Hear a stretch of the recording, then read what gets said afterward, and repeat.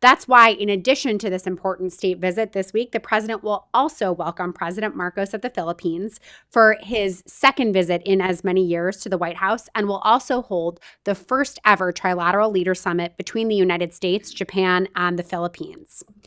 As Indo-Pacific nations, the U.S., Japan, and the Philippines share a joint vision for the future of the region. And with this first ever leader-level trilateral summit, we are continuing to innovate the groupings with whom we're working closely, adding to the fit-for-purpose lattice work that we are using throughout the Indo-Pacific.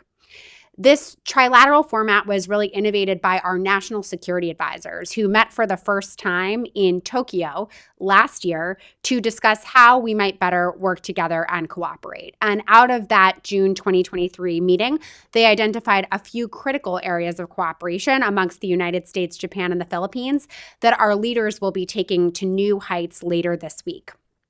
On Thursday, our leaders will announce new initiatives to enhance energy security, economic and maritime cooperation, partnerships on technology and cybersecurity, and some considerable joint investments in major infrastructure areas.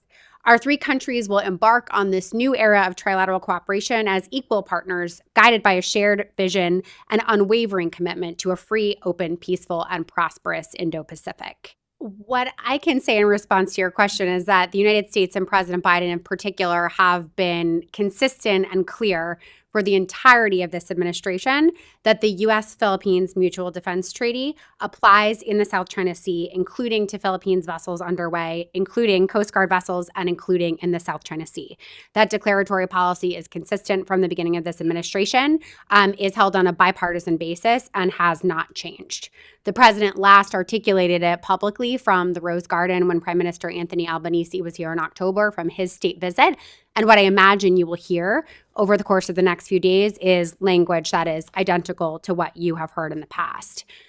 What the ultimate meaning here is, I think, is crystal clear to any observers, and that is the fact that the U.S.-Philippines Mutual Defense Treaty applies to the Philippines in the South China Sea, again, to vessels underway, including Coast Guard vessels. We stand strongly by our alliance commitments to the Philippines, and that is one of the things we will be talking to President Marcos about when he is in town.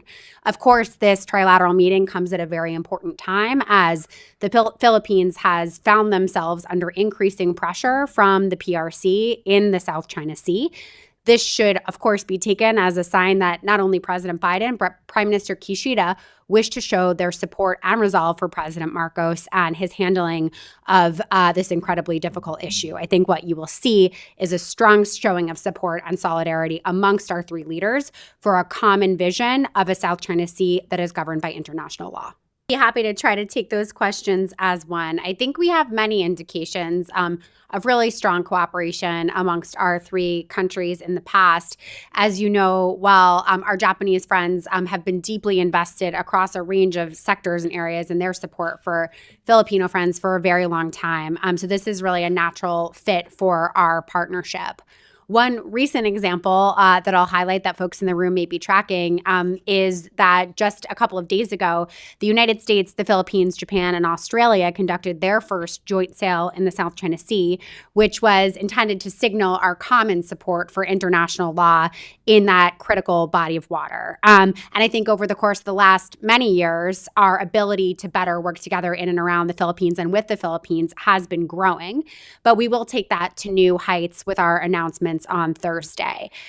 To your important question about how those deliverables will show that we are delivering for the Filipino people, what I can say is there will be some particularly important announcements related to infrastructure in particular, whereby the United States and Japan will agree to cooperate on their investments in the Philippines. And we do believe that together and working closely with the government of the Philippines, we will be able to deliver for the Filipino people by helping to work together on high quality, high standards infrastructure that makes a difference in the lives of everyday people. I think I've opined already and shared a bit about the fact that infrastructure investments from the United States and Japan will make a difference in the lives of everyday people. But do want to be clear that beyond those areas, there's a number of areas for cooperation, which we'll be discussing with President Marcos, that also have the ability to deliver for the Philippines people. Those include energy security, which of course is a very important focus for this government. They include digital connectivity to make sure that the people of the Philippines have access to reliable, trusted networks, and a number of other areas, which, if we can more effectively hone our trilateral cooperation, will make the Philippines economy stronger and will affect the everyday lives of the Philippines people.